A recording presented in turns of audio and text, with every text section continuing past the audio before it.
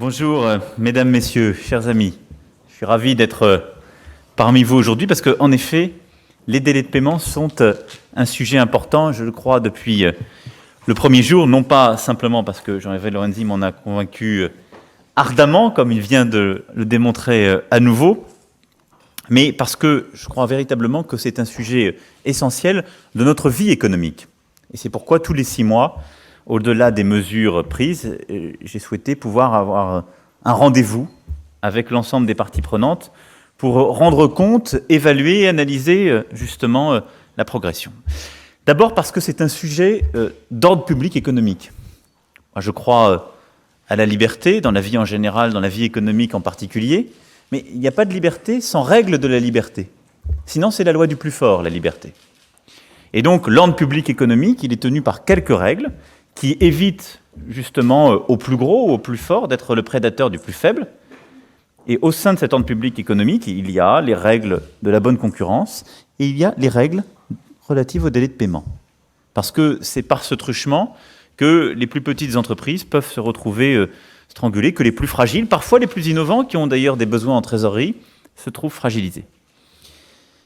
C'est à la fois une question de justice, donc, mais en même temps d'efficacité de notre vie économique, parce que si les délais de paiement ne sont pas respectés, si nous ne sommes pas proactifs sur ce sujet-là, ce sont parfois les plus dynamiques qui en sont les premières victimes.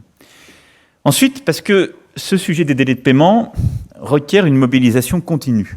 Ce n'est pas en prenant des règles au coup par coup, des mesures, qu'il s'agisse de lois ou de règlements, qu'on arrive à changer les choses. C'est une question de comportement, de pratique collective, de transparence, de pression des pairs, parfois de pression des pouvoirs publics. Et donc, cette transformation culturelle que nous devons livrer, elle suppose un travail au quotidien. Et je salue ici la présence de Jeanne-Marie Prost qui a accepté de prendre la tête de notre observatoire des délais de paiement, et M. Pelouzet qui, à la médiation, fait véritablement un travail aussi remarquable sur ces sujets, parce qu'ils sont l'illustration, avec vous toutes et tous, dans les fédérations professionnelles que vous représentez, au CNI, et bien de cette sensibilité qu'on doit réussir à mettre en œuvre. Alors, un point rapide sur la situation, et puis un point sur l'action que nous conduisons. Quand on regarde la situation en matière de délai de paiement, la dynamique cette année est un peu meilleure que celle que nous constations l'année dernière. Je l'avais dit il y a 1 an, la situation s'était dégradée. Elle s'était dégradée à cause de la crise pour partie, mais pas uniquement, puisque nous étions arrivés au 2e trimestre 2015 à des retards moyens qui avaient atteint un taux historique de 13,6 jours. Depuis, le retard baisse, on revient à 12,6 jours au premier trimestre 2016, même s'il y a encore beaucoup d'efforts à faire. On a infléchi la tendance des toutes dernières années, et donc les choses vont un peu mieux. Et un point qui l'illustre tout particulièrement, c'est d'ailleurs le fait que, dans la même période, nous avons réduit les défaillances d'entreprises. Elles sont en baisse. Selon Altares, les défaillances d'entreprises ont baissé de plus de 10% au premier trimestre 2016. Et là aussi, toute catégorie d'entreprises, mais pour les plus petites, les chiffres sont particulièrement positifs, puisque pour les PME de plus de 50 salariés, la sinistralité est au plus bas depuis 10 ans, et la nouveauté, c'est la diminution des défaillances des toutes petites entreprises, des très petites entreprises, moins 9% par rapport à l'an dernier. C'est bien évidemment, là aussi, la conséquence d'un retour de cycle, mais pas uniquement. Et donc, on peut voir aussi là des signaux de certaines filières qui se portent mieux, et les pratiques sont en train progressivement de changer.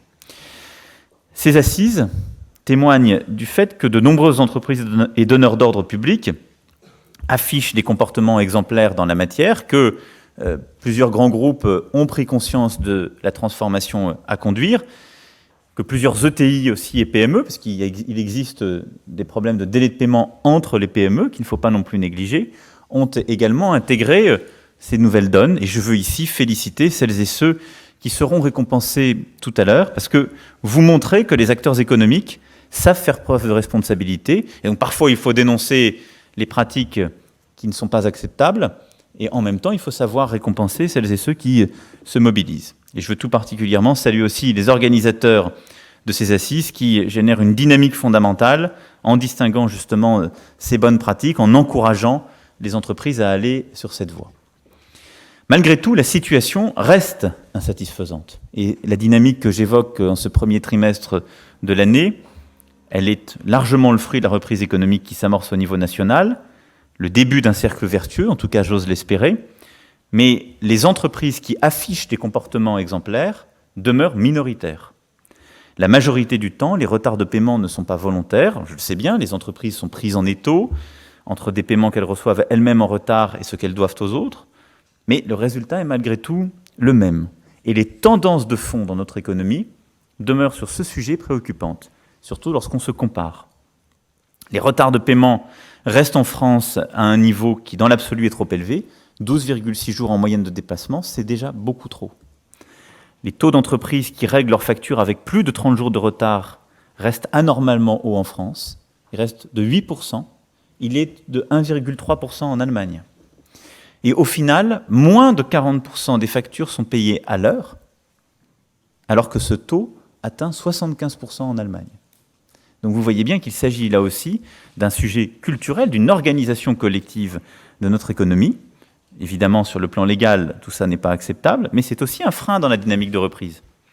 Et je le dis au-delà des chiffres en moyenne que nous observons, quand on regarde les secteurs les plus critiques, les plus innovants, le secteur technologique, ils ont, quant à eux, besoin aussi d'avoir des paiements dans les temps, voire parfois en deçà du temps légal, parce que la capacité à reconstituer un fonds de roulement est un aspect absolument critique de leur capacité à innover et à aller vite. Tournez-vous vers les États-Unis et vous verrez que les grands groupes payent quasiment au jour le jour leurs prestataires.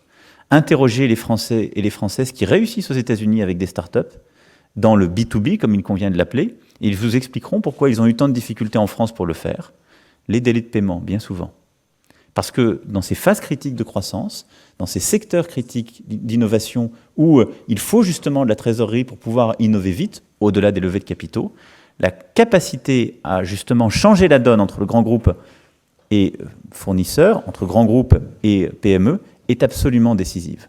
Et donc, au-delà des lois et des règlements, nous avons un intérêt collectif à changer nos pratiques qui sont parfois, je dois bien le dire, datées. Et le combat pour le respect des délais de paiement est donc loin d'être gagné, mais suppose un engagement plein et entier. Alors, où en sont les engagements de l'État en la matière ?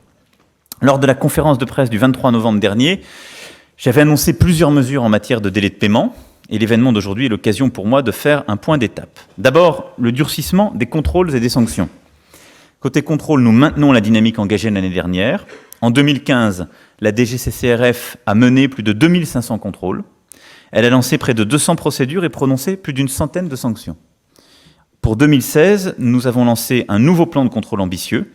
D'ores et déjà, 87 procédures de sanctions ont été lancées depuis le 1er janvier, pour un montant total de près de 3,7 millions d'euros. Et je ferai le bilan de ce plan de contrôle à la fin de l'année. Côté sanctions, nous sommes en passe de les durcir, là aussi, comme je l'avais annoncé.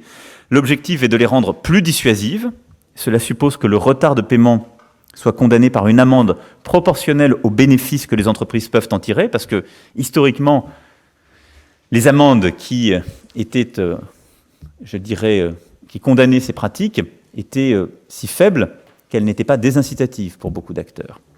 J'avais notamment annoncé 2 mesures clés. Augmenter le plafond des sanctions de 375 000 euros à 2 millions d'euros pour les cas les plus graves et permettre le cumul des sanctions au-delà de ce plafond lorsqu'on a affaire à des récidivistes.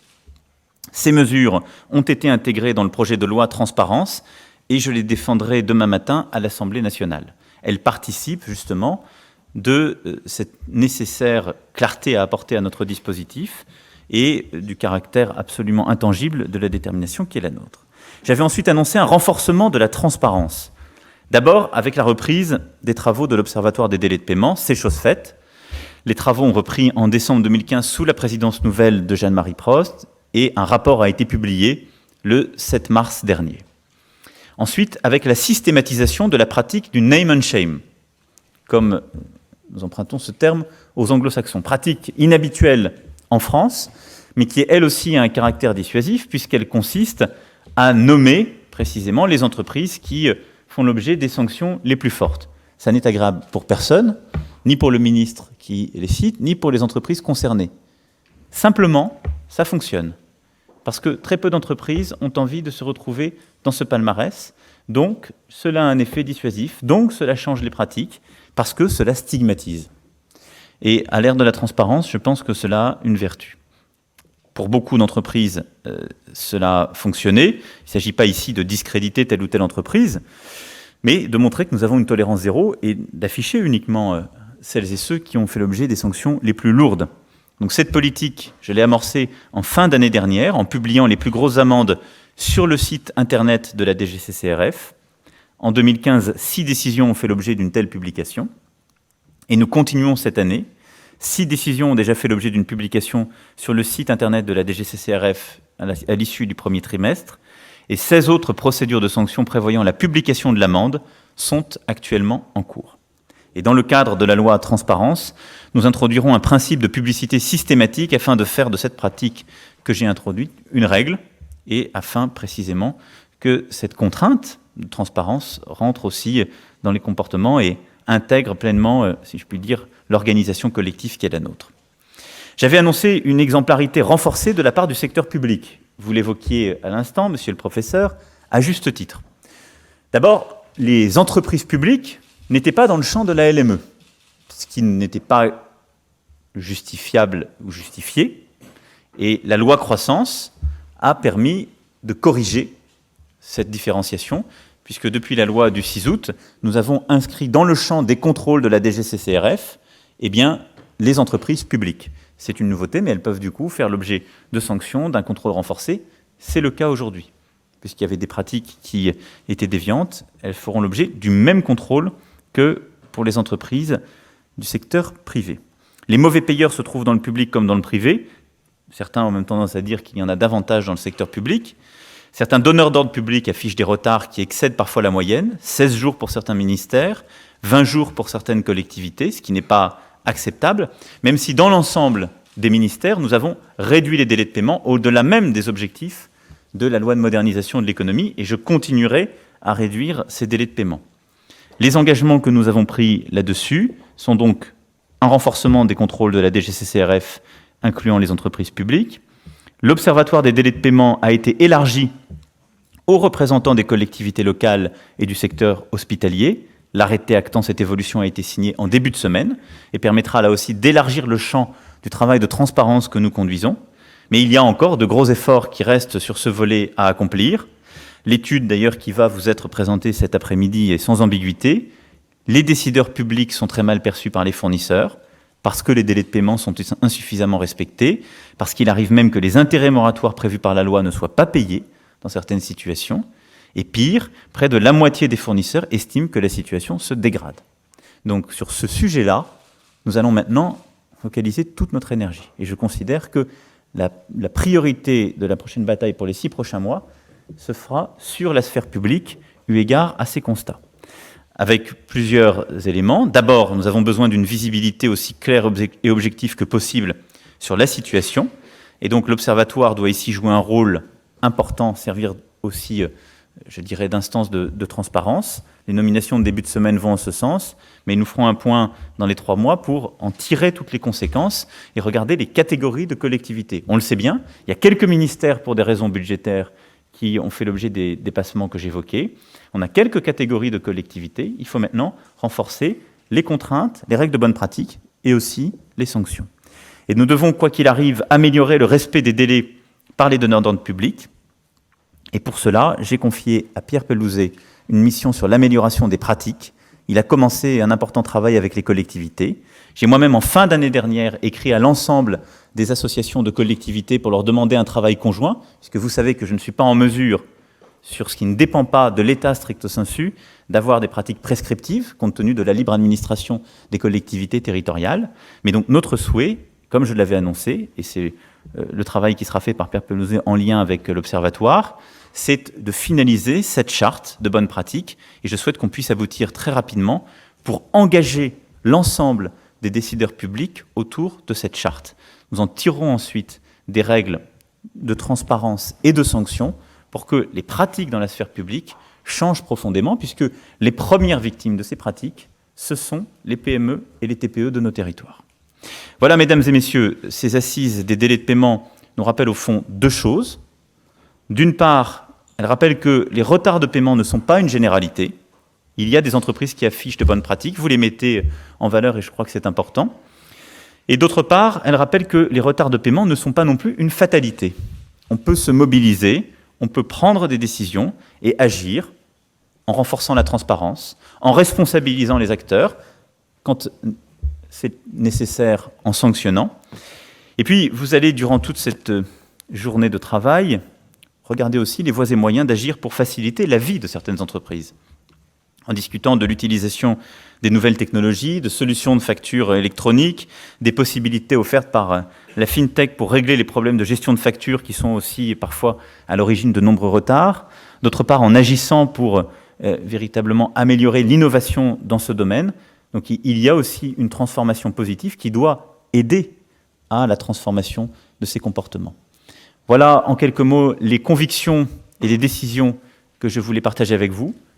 La situation n'est pas réglée. Les choses vont un peu mieux que l'année dernière, mais elle suppose une mobilisation pleine et entière de l'ensemble des filières professionnelles, de l'ensemble des acteurs publics, des instances ici représentées, pour que non seulement nous continuions à améliorer notre apparatus juridique et à répondre aux problèmes qui sont identifiés, mais en même temps pour continuer à cheminer dans cette révolution culturelle dont notre économie a besoin. Bon travail et bon après-midi à tous et toutes.